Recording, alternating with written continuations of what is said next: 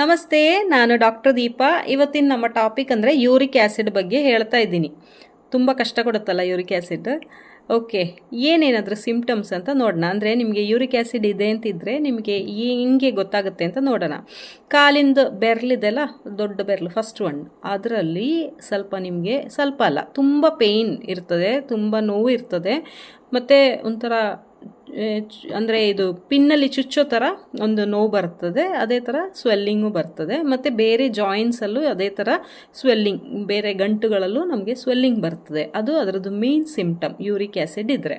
Okay, ಮತ್ತು ಇನ್ನೇನಾಗುತ್ತೆ ಅಂದರೆ uric acid ಇರೋರು ಏನು ಮಾಡ್ತಾರೆ, ಸ್ವಲ್ಪ ಟ್ಯಾಬ್ಲೆಟ್ಸ್ ತೊಗೋತಾರೆ, ಮತ್ತೆ ಬಿಟ್ಬಿಡ್ತಾರೆ, ಸ್ವಲ್ಪ ದಿನ ಬಿಟ್ಟು ಮತ್ತೆ ಬರ್ತದೆ, ಹಾಗೆಲ್ಲ ಆಗ್ತದೆ.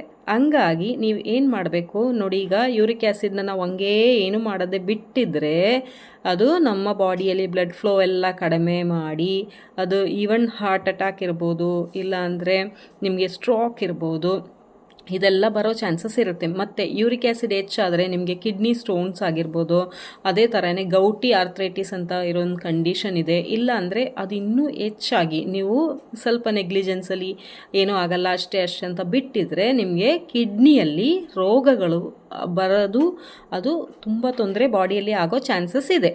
ಇನ್ನು ಇದು ಬರದೇ ಇರಬೇಕಾದ್ರೆ, ಇಲ್ಲ ಅಂದರೆ ಈಗ ಯಾರಿಗಾದರೂ ಒಬ್ರಿಗೆ ಯೂರಿಕ್ ಆ್ಯಸಿಡ್ ಬಂದಿದೆ ಅಂದರೆ ಅವ್ರು ಏನೇನು ಮಾಡಬೇಕು ಅಂತ ಹೇಳ್ತೀನಿ. ಓಕೆ, ಡೈಲಿ ನೀವು ಎಕ್ಸಸೈಸ್ ಮಾಡಬೇಕು. ಅದರಲ್ಲಿ ಏನು ಯೋಚನೆ ಮಾಡಿ ಏನು ಪ್ರಯೋಜನವೇ ಇಲ್ಲ. ಡೈಲಿ ಕಂಪಲ್ಸರಿ ಎಕ್ಸಸೈಸ್ ಮಾಡಬೇಕು. ನೀರು ಚೆನ್ನಾಗಿ ಕುಡಿಬೇಕು. ನೀವು ಚೆನ್ನಾಗಿ ಕುಡಿದ್ರೆ ಈ ಯೂರಿಕ್ ಆ್ಯಸಿಡಲ್ಲಿ ಏನಾಗುತ್ತೆ ಅಂದರೆ ಅದು ಕಿಡ್ನಿ ಒಳಗಡೆಯಿಂದ ಫಿಲ್ಟ್ರೇಷನ್ ಆಗಿ ಆ ಟಾಕ್ಸಿನ್ಸ್ ಎಲ್ಲ ಹೊರಗಡೆಗೆ ಅದು ಆರಾಮಾಗಿ ಹೊರಗಡೆಗೆ ಹೋಗ್ತದೆ. ಸೊ ನೀರು ಚೆನ್ನಾಗಿ ಕುಡಿದ್ರೇ ನಿಮಗೆ ಅರ್ಧ ಯೂರಿಕ್ ಆ್ಯಸಿಡ್ ಪ್ರಾಬ್ಲಮ್ಸ್ ಇರಲ್ಲ. ಮತ್ತು ತುಂಬ ಡಯೂರಿಟಿಕ್ಸ್ ಎಲ್ಲ ತಗೊಳ್ಳೋವ್ರಿಗೂ ಇದೇ ಥರ ತೊಂದರೆಗಳು ಬರ್ತದೆ. ಮತ್ತು ವೆಯ್ಟ್ ಹೆಚ್ಚಿರೋರಿಗೆ ಬರ್ತದೆ.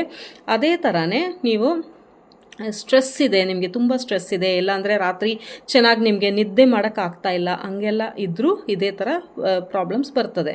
ಅದಕ್ಕೆ ನೀವು ಚೆನ್ನಾಗಿ ಏನು ಮಾಡಬೇಕು, ಎಕ್ಸಸೈಸ್ ಮಾಡಬೇಕು. ವಿಟಮಿನ್ ಸಿ ಇರೋ ಹಣ್ಣುಗಳು ತಿನ್ನಬೇಕು. ಅಂದರೆ ನೆಲ್ಲಿಕಾಯಿ ಇರ್ಬೋದು, ಇಲ್ಲಾಂದರೆ ನಿಮಗೆ ನಿಂಬು ಇರ್ಬೋದು, ಇಲ್ಲಾಂದರೆ ಅನಾರ್ ಇರ್ಬೋದು. ಇದೇ ಥರ ವಿಟಮಿನ್ ಸಿ ಇರೋ ಆರೆಂಜ್ ಇರ್ಬೋದು, ಇದೆಲ್ಲ ತಿನ್ನಬೇಕು. ಇನ್ನು ಏನು ತಿನ್ನಬಾರ್ದು ಅಂದರೆ ನಾನ್ ವೆಜ್, ನೀವು ರೆಡ್ ಮೀಟ್ ತಿನ್ನಬಾರ್ದು. ಅದೇ ಥರನೇ ನಿಮಗೆ ಆಲ್ಕೋಹಾಲ್ ಕನ್ಸಂಪ್ಷನ್, ಕುಡಿಯೋ ಅಭ್ಯಾಸ ಇದ್ದರೆ ಕುಡಿಬಾರ್ದು. ಪ್ರೋಟೀನ್ ಹೆಚ್ಚಿರೋ ನಿಮಗೆ ದಾಲ್ ಇರ್ಬೋದು, ಬೀನ್ಸ್ ಇರ್ಬೋದು, ಬಟಾಣಿ ಇರ್ಬೋದು, ಅದೆಲ್ಲ ತಿನ್ನೋದು ಕಡಿಮೆ ಮಾಡಬೇಕು. ಮತ್ತು ಸೀ ಫುಡ್ಡು, ಲಿವರು, ಕ್ರ್ಯಾಬು ಎಲ್ಲ ತಿನ್ನೋದು ಕಡಿಮೆ ಮಾಡಬೇಕು. ಮತ್ತು ನೀವು ಸ್ವಲ್ಪ ಪಾಲಾಕು, ಅದೇ ಥರನೇ ಹಿಂಗಿರೋ ದಾಲು, ಸ್ಪ್ರೌಟ್ಸ್ ಎಲ್ಲ ತಿನ್ನೋದನ್ನ ಚೆನ್ನಾಗಿ ಕಡಿಮೆ ಮಾಡಬೇಕು. ಸೋಡಾ ಎಲ್ಲ ಕುಡಿಬಾರ್ದು. ವೈಟ್ ರೈಸ್ ಎಲ್ಲ ಅವಾಯ್ಡ್ ಮಾಡಬೇಕು. Okay, thank